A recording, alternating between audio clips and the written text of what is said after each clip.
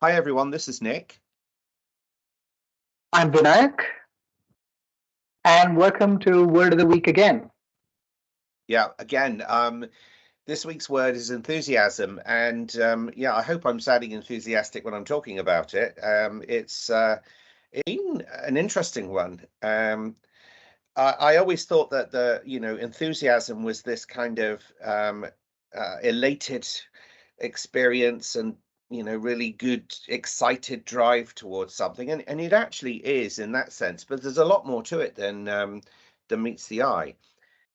And one of the things that I experienced this week was understanding where the enthusiasm comes from and how we actually get to that place. And there's different feelings of strength around enthusiasm. And let me explain. It's like if I need to be enthusiastic about something, I need to build that enthusiasm, and it takes effort. And when I'm doing that, I can tap into it. But what happens is first, I need to use my own energy in my body to get there. However, once I hit a point of it just slots in, and we talk about flow a lot, and that enthusiasm is then replaced by this overall experience of just being with whatever is happening, and the energy is coming from somewhere else. It's not tiring. It's not something that I have to use myself. It's something almost like plugging into a socket and getting recharged constantly in a cycle while you're working. So that's my experience of it. Yeah, it's interesting. You say how you have to work yourself up to enthusiasm. And we often put children as, or rather, enthusiasm as a childlike quality one can have. And um, children are so naturally enthusiastic. But even with them, once they reach a certain age, they can start to become a little selective about what they're enthusiastic about. They tend to switch off certain activities more easily than they do with others. So I suppose it's the same thing with all of us, that as we develop our attachments and aversions, we become a little selective about how and where we get enthusiastic about things. And yet, enthusiasm is really, we saw this in some conversations we had this week. It can change anything, and it is the first step to trigger any sort of change that we are trying to influence. So I suppose the real um, invitation with enthusiasm is whether we can make that a doorway, a channel that can really transform the experience of whatever it is that's happening in the moment. And sometimes it's magical when we kind of click into that channel without our knowing it, and all of a sudden the conversation has changed. Yeah, I'm just going to go back to the child. You mentioned the child, Mm-hmm. and the selectiveness that then takes place.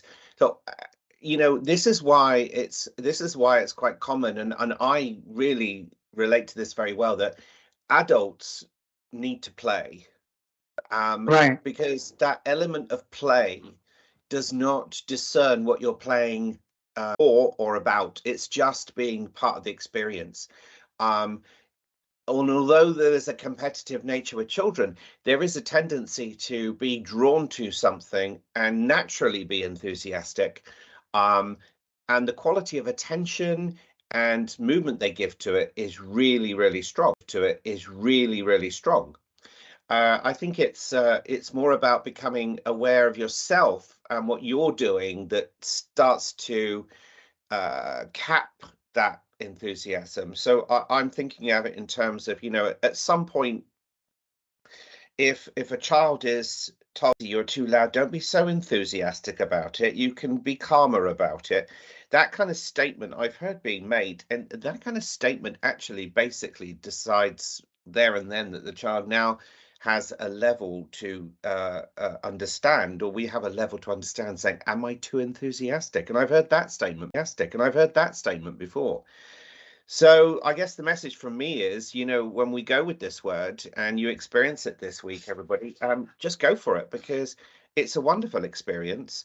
And it really is only your own deliberate monitoring of it that makes it something more than it is. It doesn't need to be anything other than just a great experience and something you can enjoy. Yeah. So on that, note, maybe we can, rather than drop in, maybe dive into embodying the word. I think so. Yeah. So we say it to ourselves silently, and that's very hard too, because it's like, take a deep breath and hold it. And if you're feeling that energy, it's you want to shout it out loud. So you do that. Why don't you just take a deep breath and say the word enthusiasm out loud. Notice what you feel in your body. Notice any desire to move, I guess.